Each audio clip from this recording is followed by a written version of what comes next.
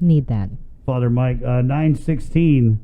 Let's stick it on the phones here. And we want to bring Kristina Gschwend on. She's the mom of a Roosevelt sailor. And so obviously we saw the Roosevelt.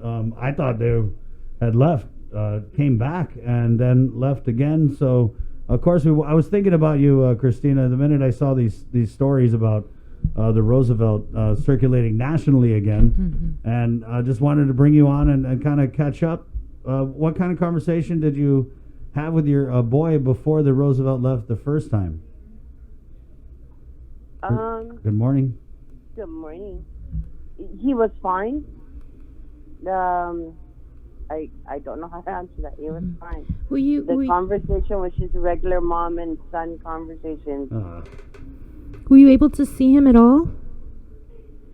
No, we weren't. Okay. We knew where he was at, and I probably shouldn't have even known that, but I knew where he was at, and it was very frustrating because like I said, from where I live to where they are, it's a stone's throw. Right next to Naval Station. Right. So it was very frustrating knowing that he was here and I couldn't see him. Kristina, do you feel fortunate that your boy was able to escape this whole outbreak on the Roosevelt without catching COVID?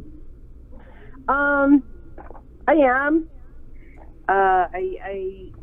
I'm fortunate, but in the same breath, I don't know how to explain myself. Yes, we were fortunate, but in the same breath, it's for most of the people that I know that got it. You know, the kids from the ship. I'm not calling them kids because they're kids to me. But from the kids on the ship that did get it, it was like, oh, it's a cold. You know? And I don't want to be one of those people that say, oh, you guys are making a mountain out of a molehill. No, that's not what I'm saying. But I also am saying that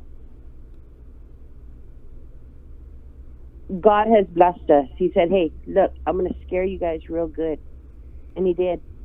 And that's where we're at right now. I am fortunate. My son is fortunate that nothing bad came of this. I know that's not popular opinion. No. It's mine. Yeah, it makes a lot of sense for us. And can you tell us what happened with it left and then they came back and then left again? So what are you able to tell us about that chain of events, Kristina? Well, I know that I can tell you because it's already been out in the news. Not all of them left the first time around. Right. And that's it. They came back to pick up their sailors. So I wonder if these were sailors who had caught COVID and were still recovering, or do you know anything about why they were left behind? Not necessarily. From what I know, it was just sailors that, like, okay, COVID, the thing about COVID is it's very similar to an everyday cold, yes? So even if you have just an everyday cold, or in my case, I have severe allergies. If I'm around dogs or cats, I start to sneeze, I start to cough, I start to wheeze. You can hear the wheezing now. I have 2 dogs and 1 cat. You kind of sound like my sister. You got pets give you asthma, but I have a lot of pets. Yeah. Yeah. So the way that they were doing it, from what I know, is that even if you had the slightest, you're staying. You're staying. Because they didn't have, not that the tests weren't positive and negative, it's just we're not going to take those chances. Mm-hmm. So even the slightest thing, a cough, I have a headache, you know, I'm things that make you want to go to Pacific Star. Sorry, is that too soon? Was that just No. I'm sorry. So anyways, if you felt that way, then they said, okay, you're staying back. Mm-hmm. So if even the slightest, I don't feel well today, I'm feeling under the weather. It's like, okay, you're staying back. And they took out the people that needed to go. That's it. As simple as that. Mm-hmm. If you know anything about the Navy, what was it? Somebody told me. 2 is 1 and 1 is none. And so that is kind of like Navy protocol. If there's a possibility, we're not going to do it. Right. Or we're going to do it. You know what I mean? Yeah. Depending on the situation. What did you make, Kristina, of the propaganda that came out from the Office of the Governor about there was this video. I don't know if I sent you the link or if you had seen it, but it was basically... I've seen it. Yeah, you see it. So what was your take on that? Well, I know I messaged you about it. It was very upsetting. It was very upsetting. I was very upset by that. She had nothing to do with it. Okay, I'm a person that gives people the benefit of the doubt. Here's my take on her role in this. She said, oh yeah, we have empty hotels. You can come and stay at our empty hotels and we'll take your money. Smart. It was very smart. It was very smart. It was very businesslike of her. And that's it. That was her role in it. She had no way to stop the Theodore Roosevelt from coming onto U.S. soil. They are a U.S. ship. The federal government said, we're going to do it.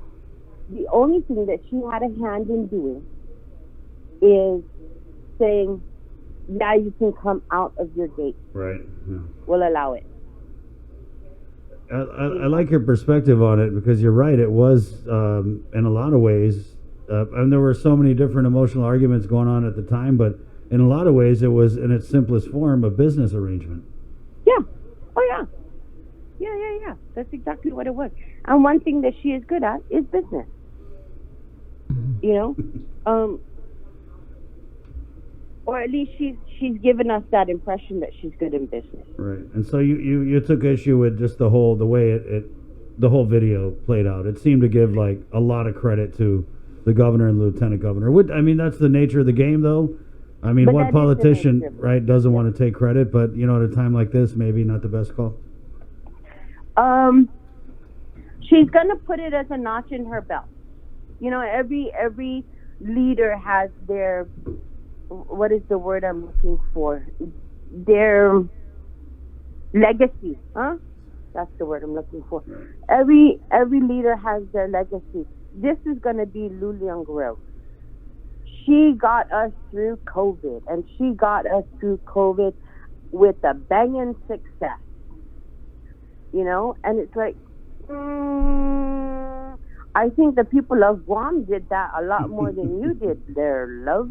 Because they were the ones who said, oh, stay inside? Okay, we got it. I know a family, and this is by no exaggeration, and I hope she's listening to me now because she's going to know exactly what I'm talking about. She took her children, and she shut them up into their house, and nobody saw them. The only reason why we knew that they were still alive, and this is not an exaggeration, is because her kids were playing Fortnite with my kids. And that is the only way that we knew that house, that family was still alive. There was no movement in the house, coming in and out, right? We didn't see it. Yeah. We didn't see it. The kids were out, because we were all pretty much clean down here, right? And we're all a small community. And so every once in a while when the kids were just getting stir crazy, it's like, can we just peek out? And then it just so happened all the kids were peeking out at the same time. And so, we didn't see them. There's some people on Guam that did exactly that. You told us to stay inside, we stayed inside. You told us not to go anywhere, not all of them. Some of them went to the beaches still. But for the most part, people wore the mask and did social distancing. Right. I agree, Kristina. I don't think that our government leaders, for the most part, have given the people of Guam enough credit. Because remember what they were trying to do? They were trying to do a curfew. They were trying to give us tickets. They were trying to do the roadblock. They were already doing it themselves. I know. That's what was crazy was the governor was so hung up. Like every other word was about authority, was about powers, was about I have the authority, I don't have the authority. And in the meantime, while they were blah, blah, blahing all about that, we were doing what we had to do. Yeah, exactly. We were doing precisely what we had to do, precisely what we were told to do. And, we were good, obedient children. And she took that and said, see, look, Look at what I've done with my children. Oh, look, I did this. Oh, look. You know what that's called? It's called narcissism, dude. That's being a... I'm sorry, because I just read an article about this. Oh. That's why it looks very familiar to me. Shoot, I forgot the word. I lost the word. A toxic. That's a toxic parent right there. Because she's taking the wins of her children, quote unquote children, you know, and she's saying, oh, this is all me, this is all me, this is all me. That's what a toxic parent does. Oh, my child got all A's in school. I'm such a wonderful mother. It's all about me. That kind of thing. That's exactly what she did. That's exactly what she's doing. I did this. This is all me and my administration. No, love. Your people of Guam did this. We were the ones that did what we needed to do in order to survive all of this nonsense. Our community came together, and the people that needed to be fed, we fed them. You know, I know of a lot of families, they have family members that they lost their jobs. The husband and the wife both lost their jobs. So what happened? The extended family that still had means rallied around that family and helped them. Okay? When there was no food, what happened? DOE said, come and get the food. When there was no fruit, the mayor said, here's fruit. Senior citizens, here's food. Here, you know what I mean? The community did that. When everybody was against the TR, it was the community, after all of the bad mouthing that they did, you know, out of fear. I get that. I'll say that again. But when all of that quieted down, it was the community that rallied around that ship and said, here you go. Here's your donation. You know? It's the little things that we can do. And I'm going to say it again. Here's the thing. I don't know if anybody watches Channel 14, but it's the military channel, right? The news that they give out to the military, the safety and all of that. They have a segment there, and they talk about inafamaolek, and how inafamaolek is about giving. You know, it's our responsibility to give our neighbor, to make sure that our neighbor doesn't go without. If they need help, then we help them. Yes. At the beginning of this, there was nothing. There was no fathoming of giving to the TR. In the midst of it, though, attitudes had changed. They had turned around, and I thank God for that. You know, all the praying we did, that's what happened. That's what became of that. They turned their attitudes around, and they started remembering inafamaolek. They started remembering that we have to give back. We have to give the ones that don't have, you know? And I've been saying this for the past 3 months to whoever's going to listen to me. We have to remember that we have to give back to the ones that don't have. And that's it. And that's true. Yeah, well, that's why I wanted to bring you on. Yeah, we not only gave back to the sailors, but we gave back to each other, and so that we all could get through this together, right? Regardless of what politician is saying. And whatever. that was before, and that was before the $1,200 that people got. Yeah. You know, people were saying, hey, you know what?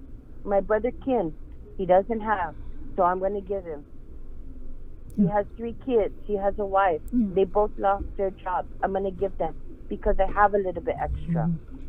This is all before the federal assistance came, The because federal, everybody waited. It's the federal. Yeah, exactly. We rallied around as a community, as we should have, and we did what we needed to do. And I'm sorry, Governor Liu, that had nothing to do with you. We did that on our own because that's our way. Right on, Kristina. Thank you. Thanks, Kristina. You're welcome. Have a very good day, and please be safe. And I'm still waiting for my Denancy. Hey, let's go. The COVID is over. I'll bring it by. You It's got not it. over, so Oh, it's not start over. telling It's people. not over. I thought it was over. You can leave it outside in the parking lot, right in front of the newspaper stand, and I'll come and I'll fetch it. That's okay. Okay. Got it, Be Kristina. safe. Thank you. Wash your hands, Okay, okay? Yep. Bye. So, Hi. all right. 9:31. Well, that was some real talk right there. Yeah, she's got some good opinions, and I Yeah. keep in touch with her, and Mhm. I think it's interesting that she had that take on this video that the governor's office had put out. And her son was on that ship, and she didn't get to even see him. Right. Yeah. At least she got to talk to him, right? But Yeah. it's And different. so now they're gone for. I wonder what they did because they were out at sea for what, like a week or something. A week or two. Or they just went out and just did donuts for a week and then came back, 9:31. Kristina stays in Santa Rita. So let's keep it in the south here. And I know we're doing Maria Ulloa's grad and go ceremony at 2:30, but I wanted to bring a guidance counselor.